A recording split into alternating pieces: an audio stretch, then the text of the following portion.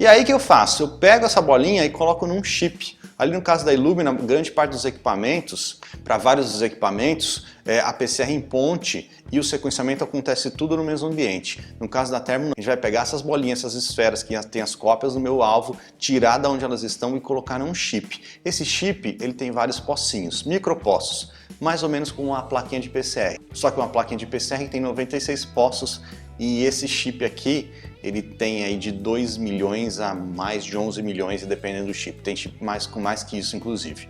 Então, imagine uma plaquinha de PCR, só que com 11 milhões de poços. É a ideia desse chip.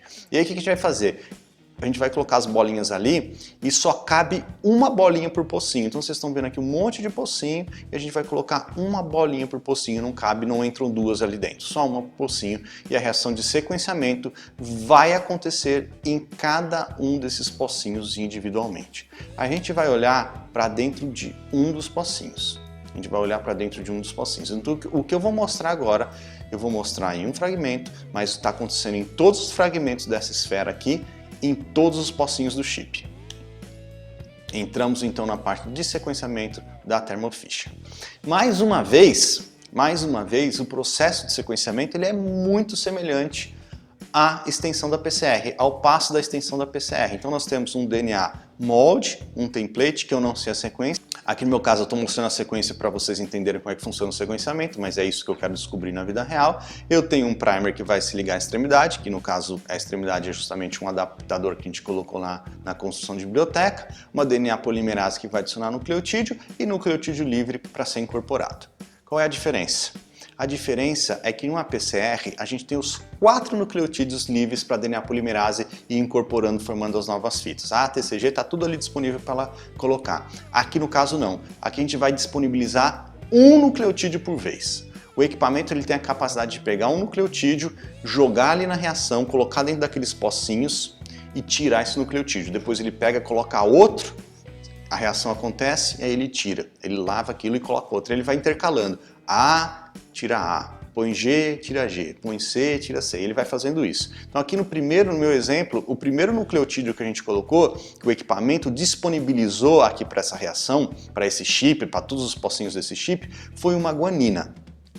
A minha fita template que eu estou sequenciando, o primeiro nucleotídeo que eu tenho aqui para ser incorporado de maneira complementar é uma guanina. Então, guanina, liga com guanina, se a máquina, o equipamento disponibilizou guanina aqui para minha reação, essa guanina vai se ligar no meu alvo? Não vai, não vai. Guanina não liga com guanina. Então o que o equipamento vai fazer agora? Tirar essa guanina e vai colocar o próximo nucleotídeo. Aqui no caso, uma adenina. A adenina entrou. Ela vai se ligar aqui, a DNA polimerase consegue incorporar uma adenina aqui? Não consegue, não acontece nada. Sai a adenina, entra timina. DNA polimerase consegue adicionar timina aqui na guanina? Também não, então não acontece nada aqui, sai timina. E eventualmente, em algum momento, a citosina vai ser disponibilizada. Quando a citosina for disponibilizada, a DNA polimerase vai incorporar o nucleotídeo. E aqui está o pulo do gato. O que acontece toda vez que um nucleotídeo é incorporado por uma DNA polimerase? Isso na PCR, aqui nessa reação, no caso da Illumina também. O que acontece toda vez que um nucleotídeo é incorporado por uma DNA polimerase? Tem a liberação de pirofosfato, né, porque o DNTP tem esse P no final, que é justamente pelo grupo fosfato, então tem dois átomos a mais de fosfato aqui, de fósforo, então ele vai ser retirado. Vai tirar pirofosfato. Além da liberação de pirofosfato, nós temos a liberação de uma molécula de hidrogênio que está aqui nesse OH.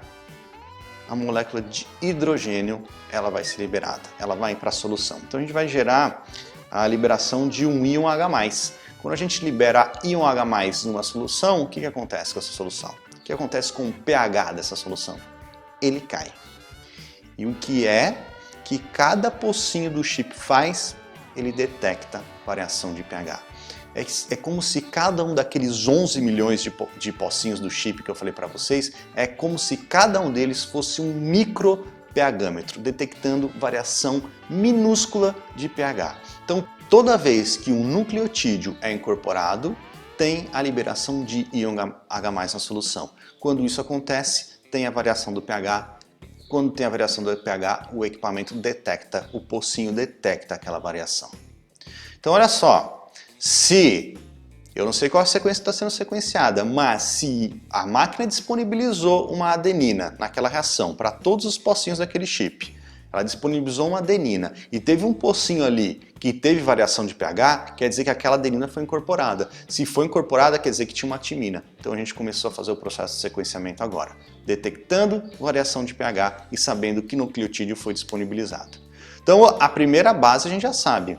Aí esse processo vai se repetir de novo. No caso, de novo, é uma guanina, né? Seguido aqui da guanina, era uma outra guanina. Então jogou G, A, não aconteceu nada, G não aconteceu nada, A não aconteceu nada, T não acontece nada. A hora que chegar uma citosina, acontece uma incorporação, a liberação de pirofosfato, que não interessa, a liberação de íon H+, liberou íon H+, caiu o pH, equipamento detectou a variação. Que nucleotídeo foi liberado lá? Citosina. Então na minha fita tem uma guanina. E assim vai até a gente completar todo o sequenciamento dessa fita aqui, até que toda essa fita seja estendida ao longo desse processo. Certo? Mais uma vez, lembrando, eu mostrei um fragmento, isso está acontecendo em todos os fragmentos da esfera e isso está acontecendo em todas as esferas que estão nos milhões de pocinhos do chip. Então, também, assim como no caso da Illumina, um computador ultra poderoso captando informação. Lá na Illumina captava fluorescência, diferentes cores. Aqui está captando variação de pH e liberação de nucleotídeo.